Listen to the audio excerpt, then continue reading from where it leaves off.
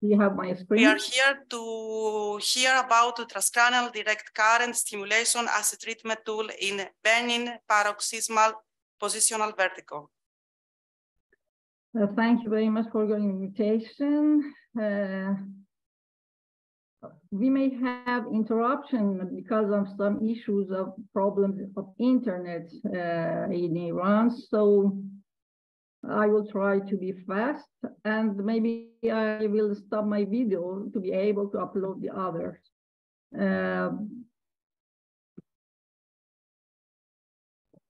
As you know, a benign positional vertigo is so common these days.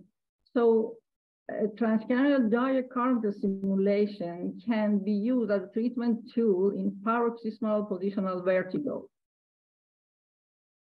Paroxysmal positional vertigo is the most common disorder of the peripheral vestibular system, with the most common incidence in women at the age of onset is between 5 and 7 decades. Dizziness, sudden spinning, nausea, loss of balance, blurred vision, nystagmus are the symptoms of the disease. Here we can see the spatial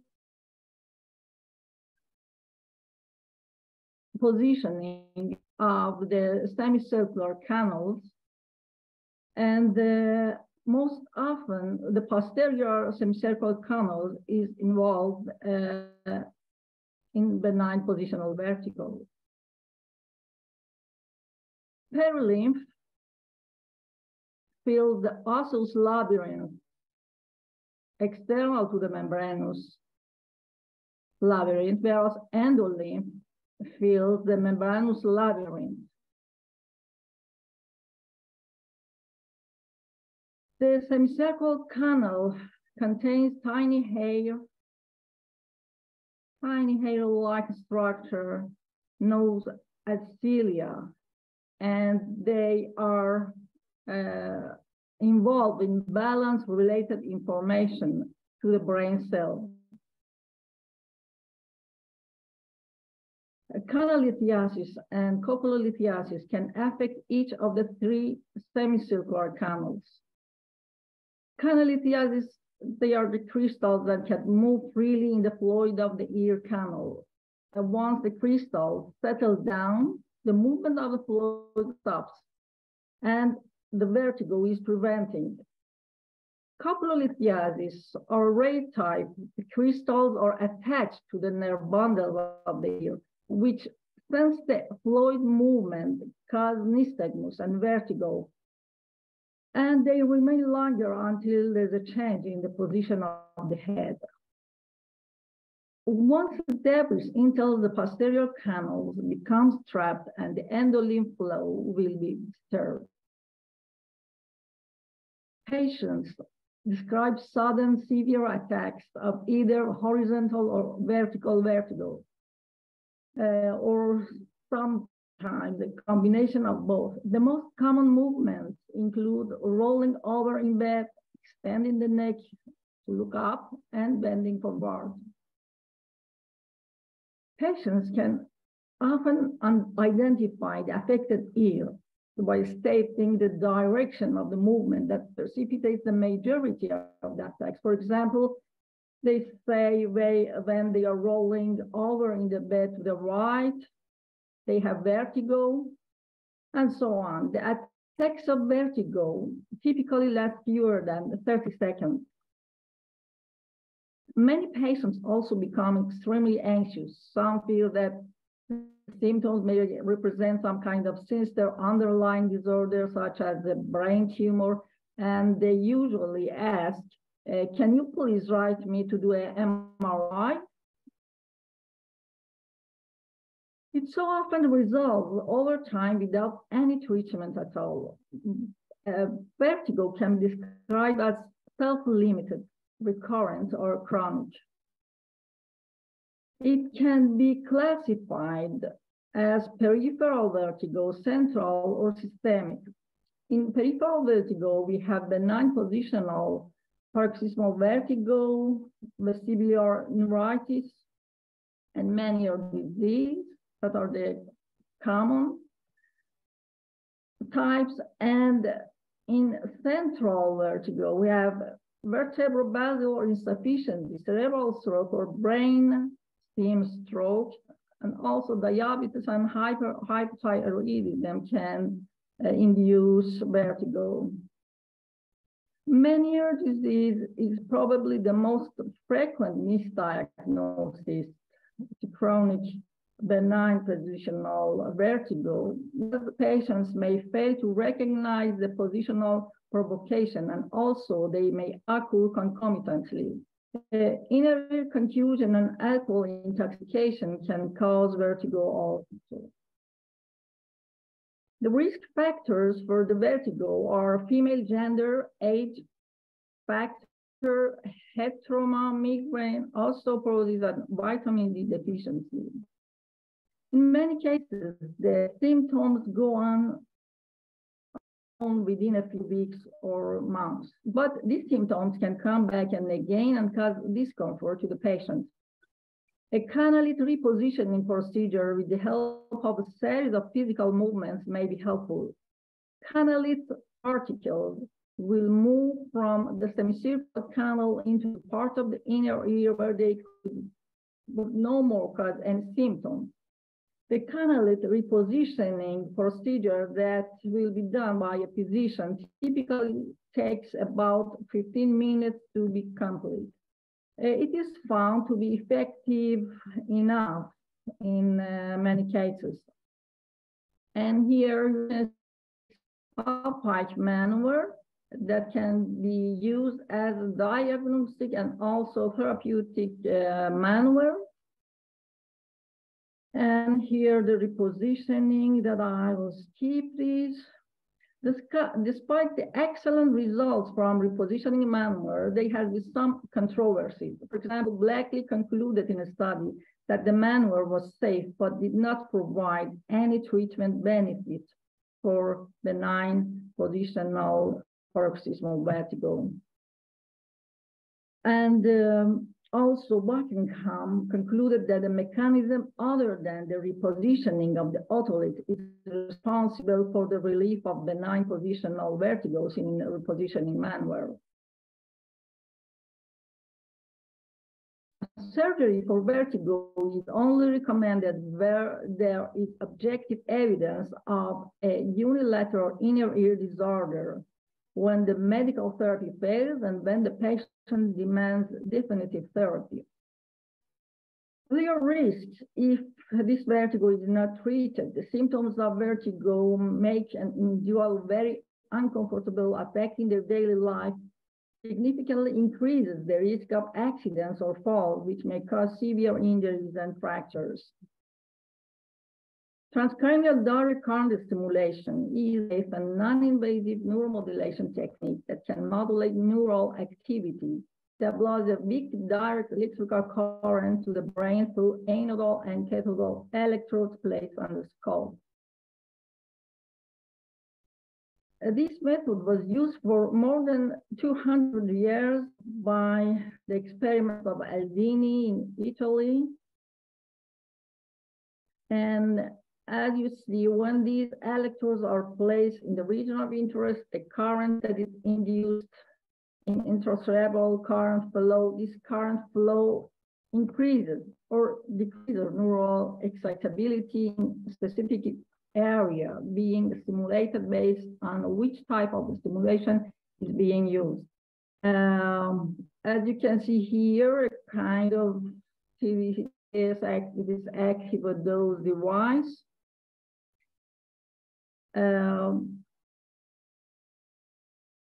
The change of neural excitability leads to alteration of brain function, which can be used in various therapies as well as to provide information about the functioning of the human brain. We aim to identify whether transcranial direct current stimulation results in improvement of symptoms in patients with vertigo. So patients, 45 drug-naive patients and 27 patients who were under treatment with beta-histine who had not shown significant improvement from this treatment underwent self-report inventory before underwent to TDCS and after the first session TDCS, and then after the sixth session of transcranial direct current stimulation. The onset of the vertigo in all the disease was at least 5 days before referring to us. None of them had the history of epilepsy. The patients under TDCS every 48 hours for 6 sessions. We had 2 control groups. One control group consisted of the same patients that before doing the first real TDCS, they underwent sham TDCS at the first session only.